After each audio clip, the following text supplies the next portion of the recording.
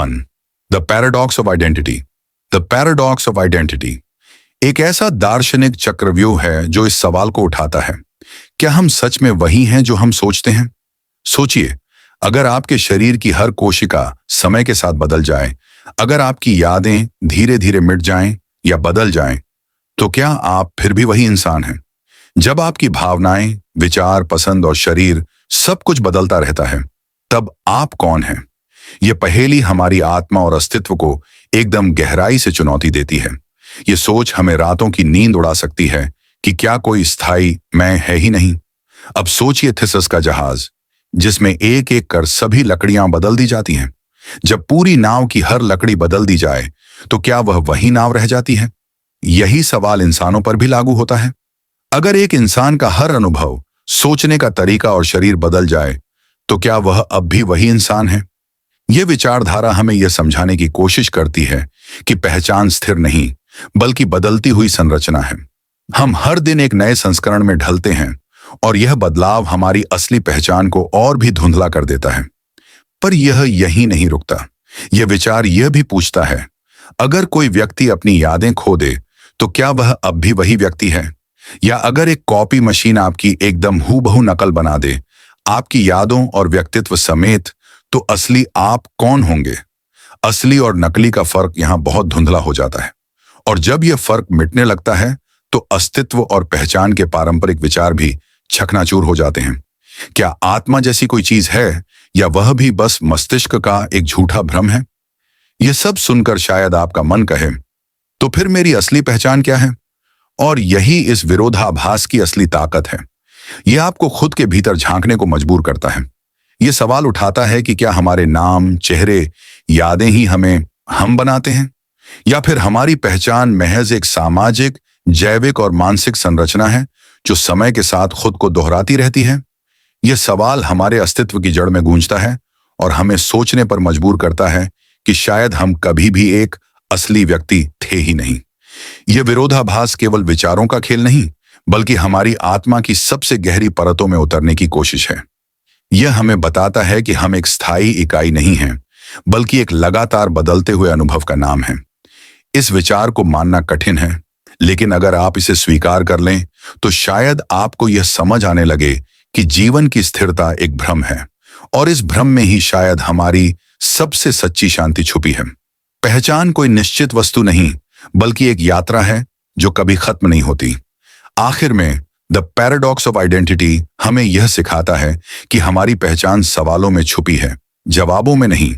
हम हर दिन खुद को फिर से बनाते हैं, तो क्यों ना हम खुद को खोजने के बजाय रचने की कोशिश करें?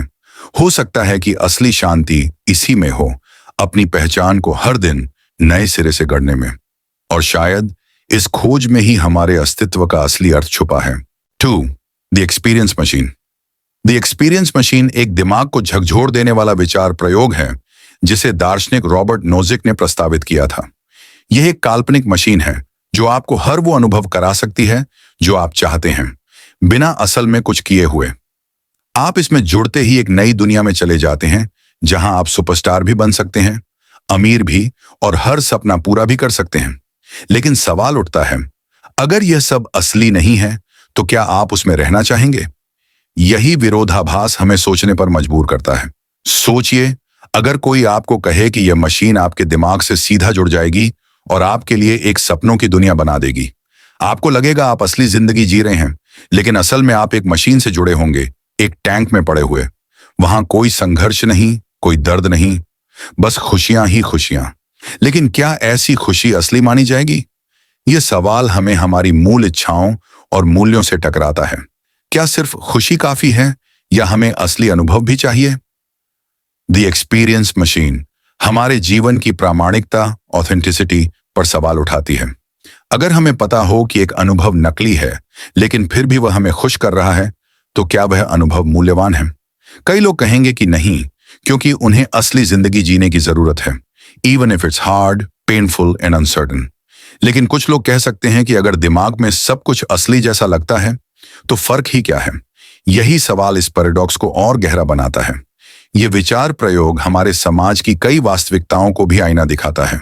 Social media, virtual reality, gaming, यहां तक कि नशे की दुनिया तक, ये सभी हमें एक ऐसी मशीन की ओर खींचते हैं जो हमें खुशी तो देती है पर असल जिंदगी से काट देती है।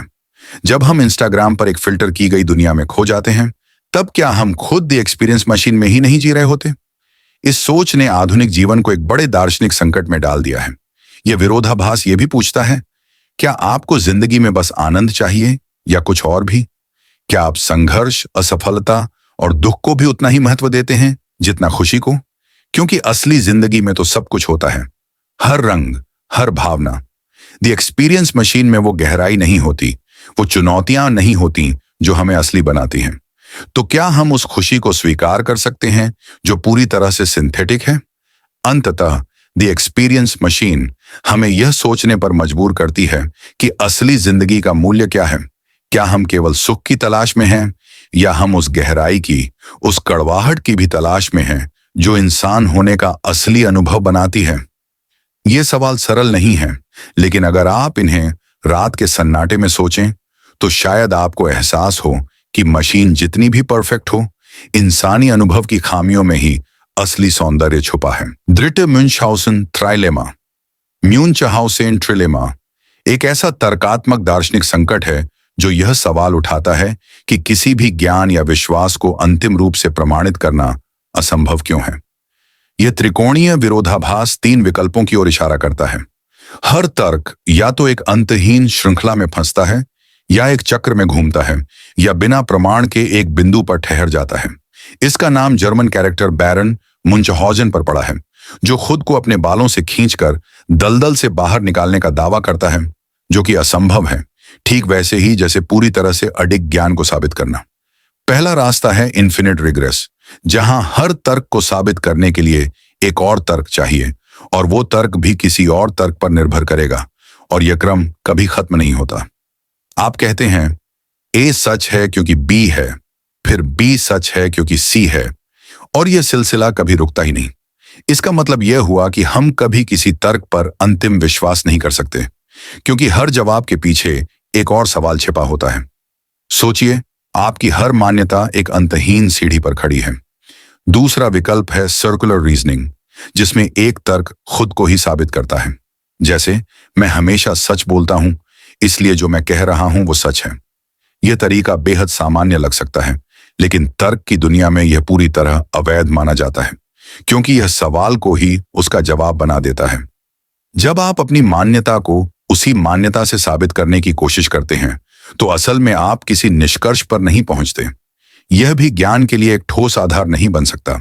तीसरा विकल्प है फाउंडेशनलिज्म, जहां आप किसी एक मूलभूत सिद्धांत को बिना प्रमाण के स्वीकार कर लेते हैं और फिर बाकी सब कुछ उसी पर आधारित करते हैं। यह विकल्प आरामदायक लग सकता है, लेकिन यह फिर एक नए सवाल को जन्म देता है। हम किस आधार पर यह तय करें कि कौन सी बात बिना प्रमाण के स्वीकार की जा सकती है? इस पथ पर चलते हुए हमें कुछ तथ्यों या मान्यताओं को सिर्फ इसीलिए स्वीकार करना पड़ता है क्योंकि हमें और कोई रास्ता नहीं दिखता। म्यूनचाउसेन ट्राइलेमा हमारी सोच की नींव को हिलाकर रख देता है। यह हमें मजबूर करता है यह मानने के लिए कि शायद कोई भी तर्क पूरी तरह अडिग या अपराजेय नहीं होता। हर ज्ञान के पीछे या तो अनंत सवाल हैं, या चक्रीय उत्तर, या बिना आधार के स्वीकृत सिद्धांत। यह एक बेहद असहज स्थिति है, क्योंकि हम इंसान एक ठोस आधार की तलाश में रहते हैं। लेकिन यह ट्राइलेमा हमें दिखाता है कि शायद वह आधार केवल एक भ्रम है। इस विरोधाभास का प्रभाव दर्शन, तर्कशास्त्र, विज्ञान और यहां तक कि धर्म में भी दिखाई देता है। जब कोई दावा करता है कि उनके पास अंतिम सत्य है, तो म्यूनचाउसेन ट्राइलेमा धीरे से कान में फुसफुसाता है। क्या वाकई यह सोच न सिर्फ दार्शनिक विचारों को चुनौती देती है, बल्कि हमें खुद से सवाल पूछने के लिए प्रेरित करती है? क्या हमारा विश्वास, ज्ञान और सोच वास्तव में टिकाऊ है या सिर्फ एक भ्रम? 4. The drinkers paradox. The drinkers paradox एक ऐसा तर्क है जो सुनने में जितना मजाकिया लगता है, असल में उतना ही दिमाग को झटका देने वाला भी है। यह पैराडॉक्स एक साधारण से वाक्य से शुरू होता है।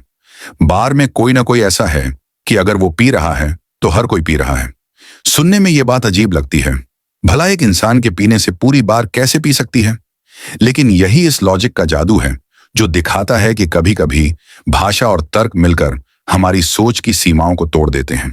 इसका गणितीय आधार एक लॉजिक सिद्धांत पर टिका है, जिसे वैक्यूअस ट्रुथ कहा जाता है।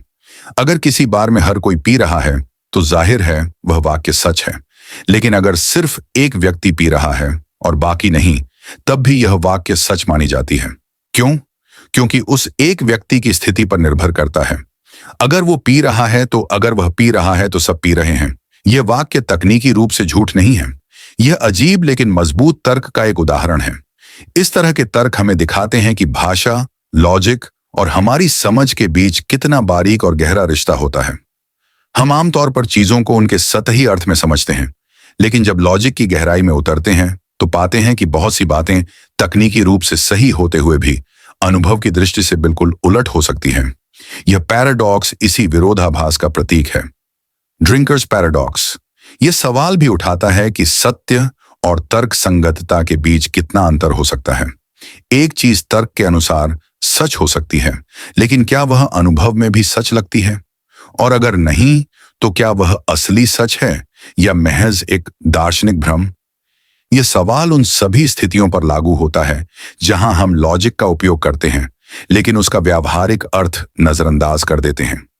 यह पैराडॉक्स हमें सिखाता है कि सोचने का तरीका सिर्फ भाषा या तथ्य पर निर्भर नहीं करता, बल्कि संदर्भ और मानव समझ पर भी आधारित होता है।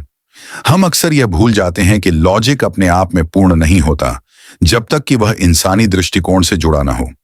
इसीलिए ड्रिंकर्स पैराडॉक्स जैसे उदाहरण हमारे सोचने के ढंग को चुनौती देते हैं और हमें मजबूर करते हैं कि हम सिर्फ क्या सच है से आगे बढ़कर सोचें, कैसे और क्यों सच है तक। आखिर में ड्रिंकर्स पैराडॉक्स केवल एक तर्क नहीं, बल्कि एक चेतावनी भी है कि भाषा की सुंदरता और लॉजिक की जटिलता को हल्के में नहीं लिया जा सकता। यह हमें याद दिलाता है कि हमारी सोच की सबसे बड़ी बाधा कभी कभी हमारे शब्द ही बन जाते हैं। इसीलिए अगली बार जब कोई बात आपको पूरी तरह सच या झूठ लगे तो जरा ठहरिए और सोचिए, कहीं यह भी तो एक नया पैराडॉक्स नहीं। 5. The unexpected gift paradox. The unexpected gift paradox एक ऐसा विचार है जो हमारी उम्मीदों और आश्चर्यों के बीच के जटिल संबंध को चुनौती देता है। सोचिए कि कोई आपको यह कहे, मैं आपको इस हफ्ते एक दिन बिना बताए एक तोहफा दूंगा। अब आप पूरे हफ्ते उस तोहफे की संभावना को लेकर उलझन में रहते हैं, लेकिन जैसे जैसे दिन बीतते हैं आप विश्लेषण करने लगते हैं। क्या वो आज देगा? क्या कल या आखिरी दिन? और धीरे धीरे आपके सरप्राइज की उम्मीद खुद ही उस आश्चर्य को खत्म कर देती है। इस पैराडॉक्स की जड़ें द अनएक्सपेक्टेड हैंगिंग पैराडॉक्स जैसी ही हैं, लेकिन इसका संदर्भ भावनाओं और उम्मीदों में है। जब कोई कहता है कि सरप्राइज होगा तो दिमाग तुरंत गणना करने लगता है कि कब और कैसे, लेकिन जब आप सभी संभावनाओं को टटोल लेते हैं तब कोई भी दिन सरप्राइज नहीं रह जाता। और यहीं पर यह विरोधाभास उत्पन्न होता है। अगर आपको बताया गया है कि यह अप्रत्याशित होगा और आप हर दिन इसके लिए तैयार हैं, तो क्या वह वास्तव में अप्रत्याशित है? अब कल्पना कीजिए, आप शुक्रवार तक पहुंच गए और सोचते हैं अब तोहफा नहीं आएगा क्योंकि अब सिर्फ एक दिन बचा है और वो सरप्राइज नहीं होगा। लेकिन अगर उस दिन ही तोहफा मिल जाए तो क्या वो वाकई आश्चर्यजनक नहीं था? आपके विश्लेषण ने आपको यह विश्वास दिला दिया कि अब कुछ नहीं होगा, और यहीं पर सरप्राइज सच हो गया। इसका मतलब यह है कि कभी कभी बहुत अधिक सोचने से हम अपनी खुशी और सरप्राइज दोनों को खो देते हैं। यह पैराडॉक्स हमें यह भी दिखाता है कि भविष्य की घटनाओं को लेकर हमारी उम्मीदें और उनका पूर्वानुमान हमारे अनुभव को कैसे बदल सकते हैं। कभी कभी कोई अनुभव खुद उतना महत्वपूर्ण नहीं होता जितना कि उसके प्रति हमारी मानसिक तैयारी होती है। हम उम्मीद करते हैं, योजना बनाते हैं, लेकिन जब चीजें अलग होती हैं तो हम न सिर्फ चौंकते हैं बल्कि कभी कभी खुद को धोखा खाया महसूस करते हैं, जबकि वास्तविकता यह होती है कि हम ही अपने विचारों में फंस गए थे। मानव मन में अनिश्चितता के प्रति एक स्वाभाविक डर होता है। हम नियंत्रण पसंद करते हैं, हम जानना चाहते हैं कि क्या होगा, कब होगा, क्यों होगा, लेकिन यही चाह एक अनपेक्षित अनुभव को असंभव बना देती है। यह पैराडॉक्स हमें याद दिलाता है कि कुछ चीजों को छोड़ देना, उन्हें जैसे हैं वैसे स्वीकार करना कभी कभी अधिक सच्चा अनुभव दे सकता है। सरप्राइज की सुंदरता इसी में है कि वो तब आता है जब हम उसकी सबसे कम उम्मीद करते हैं। द अनएक्सपेक्टेड गिफ्ट पैराडॉक्स अंततः हमें सिखाता है कि जीवन की सबसे सुंदर चीजें वही होती हैं जो बिना पूर्व चेतावनी के आती हैं। जितना अधिक हम सोचते हैं, विश्लेषण करते हैं, प्लान करते हैं, उतना ही हम असल जादू खो देते हैं। कभी कभी सबसे गहरे अनुभव वही होते हैं जो हमें चुपचाप छू जाते हैं, बिना तर्क, बिना तैयारी, सिर्फ शुद्ध आश्चर्य के साथ। और शायद यही जीवन की असली कला है, चीजों को आने देना, महसूस करना और बिना जरूरत के विश्लेषण के उन्हें अपनाना।